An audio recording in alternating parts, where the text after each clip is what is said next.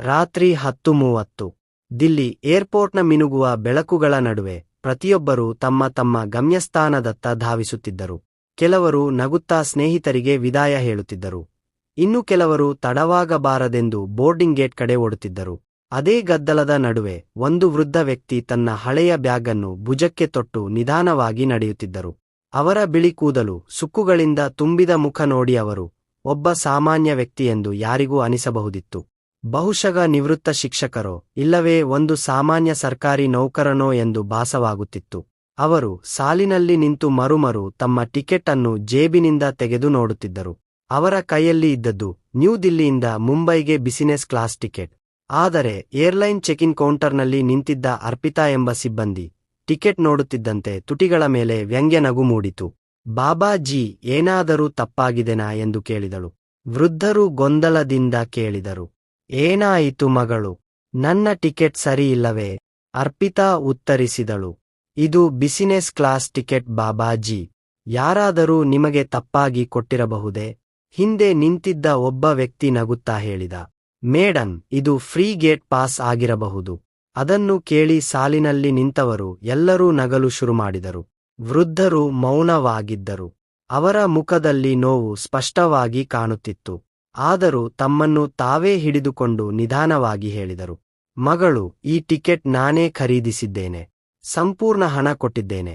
ಅದನ್ನು ಕೇಳಿ ಅರ್ಪಿತಾ ಮತ್ತೊಬ್ಬ ಸಿಬ್ಬಂದಿಯನ್ನು ಕರೆಯಿತು.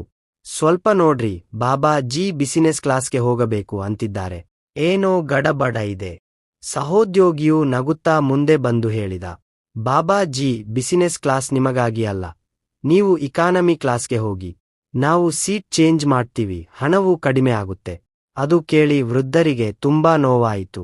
ಅವರು ಪ್ರೀತಿಯಿಂದ ಹೇಳಿದರು. ಮಗನೇ, ಬಿಸಿನೆಸ್ ಕ್ಲಾಸ್ ನನ್ನಿಗೆ ಯಾಕೆ ಇರಬಾರದು? ನಾನು ಪೂರ್ಣ ಹಣ ಕೊಟ್ಟಿದ್ದೇನೆ. ಬಿಸಿನೆಸ್ ಕ್ಲಾಸ್ ಅಂದರೆ ಸೊಂಟು ಟೈ ಹಾಕಿದ ಶ್ರೀಮಂತರಿಗಷ್ಟೇನಾ? ಆದರೆ ಅವರ ಮಾತಿಗೆ ಯಾರೂ ಕಿವಿಗೊಡಲಿಲ್ಲ.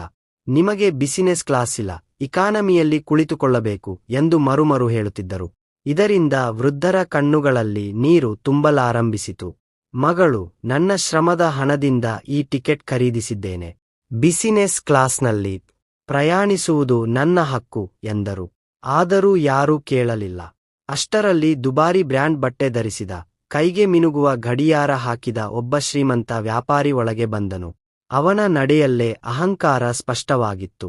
ಅವನು ನೇರವಾಗಿ ಕೌಂಟರ್ ಬಳಿ ಬಂದು, ಮುಂಬೈಗೆ ಒಂದು ಬಿಸಿನೆಸ್ ಕ್ಲಾಸ್ ಟಿಕೆಟ್ ಬೇಕು ಎಂದನು.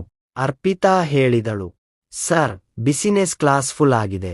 ಅವನು ತಕ್ಷಣ ಕ್ರೆಡಿಟ್ ಕಾರ್ಡ್ ತೆಗೆದು, ನಾನು ಡಬಲ್ ಪೇಮೆಂಟ್ ಕೊಡ್ತೀನಿ.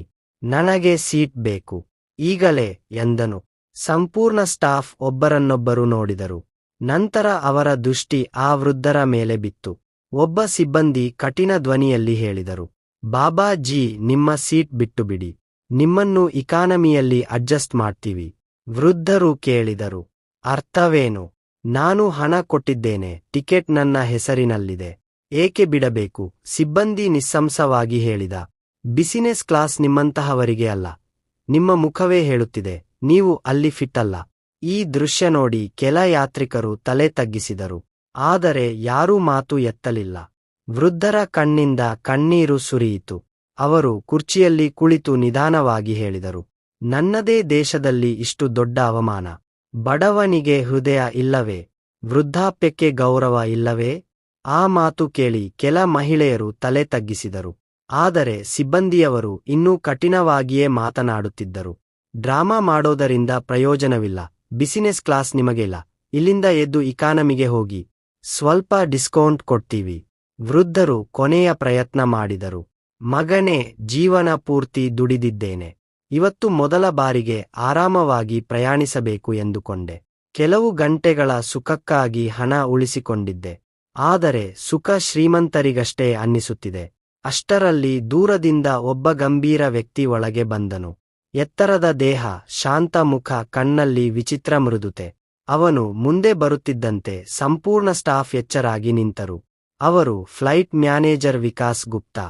ವಿಕಾಸ್ ವೃದ್ಧರನ್ನು ನೋಡಿ ನಂತರ ಸ್ಟಾಫ್ ಕಡೆ ನೋಡಿ, ಏನು ಸಮಸ್ಯೆ ಎಂದು ಕೇಳಿದರು. ಅರ್ಪಿತಾ ಮಾತನಾಡಲು ಹೋಗುವಷ್ಟರಲ್ಲಿ ವೃದ್ಧರು ತಮ್ಮ ಟಿಕೆಟ್ ಮ್ಯಾನೇಜರ್ಗೆ ಕೊಟ್ಟರು. ವಿಕಾಸ್ ಟಿಕೆಟ್ ನೋಡಿದರು. ನಿಧಾನವಾಗಿ ಹೇಳಿದರು, ಬಾಬಾಜಿ, ಈ ಟಿಕೆಟ್ ನಿಮ್ಮದೇ. ಬಿಸಿನೆಸ್ ಕ್ಲಾಸ್ನ ಅತ್ಯುತ್ತಮ ಸೀಟ್ ಕೂಡ ಇದೆ. ವೃದ್ಧರು ನಡುಗುವ ಧ್ವನಿಯಲ್ಲಿ ಹೇಳಿದರು. ಮಗನೇ, ಇವರು ಎಲ್ಲರೂ ನನಗೆ ಲಾಯಕ್ಕಲ್ಲ ಎನ್ನುತ್ತಿದ್ದಾರೆ. ವಿಕಾಸ್ ಅವರ ಮುಖದಲ್ಲಿ ಕೋಪ ಮೂಡಿತು. ಅವರು ಜೋರಾಗಿ ಹೇಳಿದರು, ಬಿಸಿನೆಸ್ ಕ್ಲಾಸ್ಗೆ ಲಾಯಕ್ಕಿರುವವರು ಯಾರು ಅಂತ ನಿರ್ಧರಿಸುವ ಅಧಿಕಾರ ನಿಮಗಿಲ್ಲ. ವೃದ್ಧರ ಮುಖದಲ್ಲಿ ಶಾಂತಿ ಮೂಡಿತು.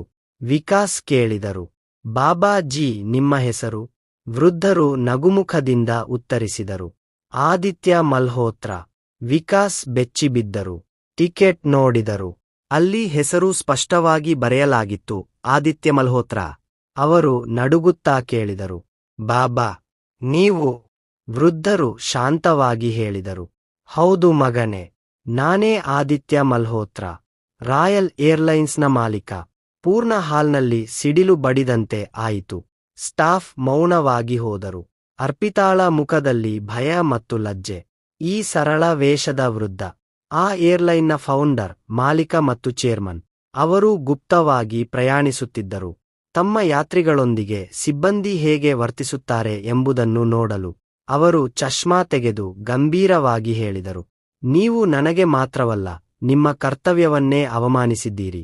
ಯಾತ್ರಿಕನನ್ನು ಅವನ ವಯಸ್ಸು ಅಥವಾ ಬಟ್ಟೆಯಿಂದ ಅಳೆಯುವುದು ತಪ್ಪು.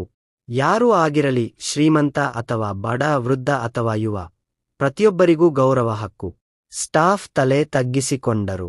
ಆ ಶ್ರೀಮಂತ ವ್ಯಾಪಾರಿಯೂ ಮುಂದೆ ಬಂದು ಕ್ಷಮೆ ಕೇಳಿದ. ಆದಿತ್ಯ ಮಲ್ಹೋತ್ರ ತೀರ್ಪು ಹೇಳಿದರು, ವಿಕಾಸ್ ಗುಪ್ತಾರನ್ನು ಹೊರತುಪಡಿಸಿ ತಪ್ಪಿತಸ್ಥ ಸಿಬ್ಬಂದಿಯ ಮೇಲೆ ತನಿಖೆ ನಡೆಯಲಿದೆ.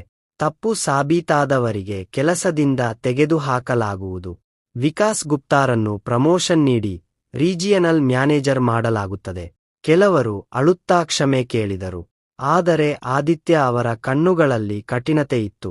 ಮಾನವೀಯತೆ ಮರೆತವರಿಗೆ ಕ್ಷಮೆ ಕೊಡುವ ಹಕ್ಕು ಬೇರೆ ಯಾರಿಗೂ ಇದೆ ಎಂದರು. ಯಾತ್ರಿಕರು ತಾಳಿಯೊಡ್ಡಿದರು. ಇದೇ ನಿಜವಾದ ನಾಯಕತ್ವ ಎಂದು ಕೆಲವರು ಹೇಳಿದರು. ಆದಿತ್ಯ ಕೊನೆಗೆ ಹೇಳಿದರು, ಈ ಏರ್ಲೈನ್ ಯಾತ್ರಿಗಳಿಗೆ ಗೌರವ ಮತ್ತು ಸೌಲಭ್ಯ ಕೊಡಲು ಸ್ಥಾಪಿಸಲಾಗಿದೆ, ಅವಮಾನಿಸಲು ಅಲ್ಲ. ಯಾತ್ರಿಕರ ಕಣ್ಣಲ್ಲಿ ಗೌರವ ಮತ್ತು ಮಾನವೀಯತೆ ಹೊಳೆಯುತ್ತಿತ್ತು. ಅಷ್ಟರಲ್ಲಿ ಒಬ್ಬ ಯುವತಿ ಮುಂದೆ ಬಂದು ಹೇಳಿದಳು, ಸರ್, ಇಂದು ನೀವು ನಮಗೆ ಒಂದು ದೊಡ್ಡ ಪಾಠ ಕಲಿಸಿದ್ದೀರಿ. ನಿಜವಾದ ಶಕ್ತಿ ಹಣದಲ್ಲಿ ಅಲ್ಲ, ಇತರರಿಗೆ ಗೌರವ ನೀಡುವಲ್ಲಿ ಇದೆ.